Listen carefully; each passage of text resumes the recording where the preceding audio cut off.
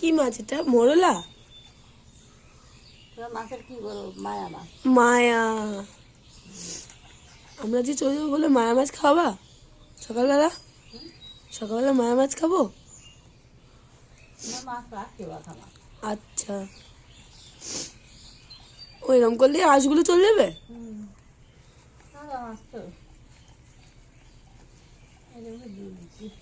জল লবণ দিয়ে লবণ দেওয়া আছে এর মধ্যে?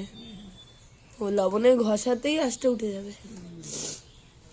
আমরা লবণ ছাড়া মাছ দিই। মাছে নুন বেশি হয়ে যায় না? না, হবে কেন? ওই অর্ধেক মাছ ধুয়ে নিয়ে আঁশটা উঠে যায়, হ্যাঁ রক্তটা অর্ধেক বাড়ায় না, তারপরে লবণ দিই। লবণ দিলে পরে মাছটা ওই খাপড়ি মাছের চলে যায়, মাছটা টক থেকে আসে। আচ্ছা আচ্ছা। এবার তো সব শরীরকে ভালো লাগে। হ্যাঁ, ধনে পাতা টমেটো দিয়ে চচ্চড়ি ভালো লাগে।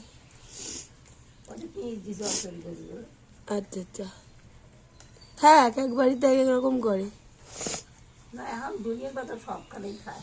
আমরা কোনোদিন দুনিয়ার পাতা খাইনি, আর সবাই খায়।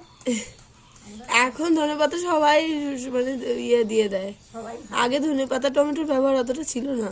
না, আমরা হলো এমনি ধুয়ে ভাজিয়ে হ্যাঁ। ধুয়ে বাড়ি ঢেকেছি গুটি কচি করে রাখছি। 12 মাস আমরা খাইছি মাছে। আমরা ধুয়ে ছাড়া মাছ খাইনি।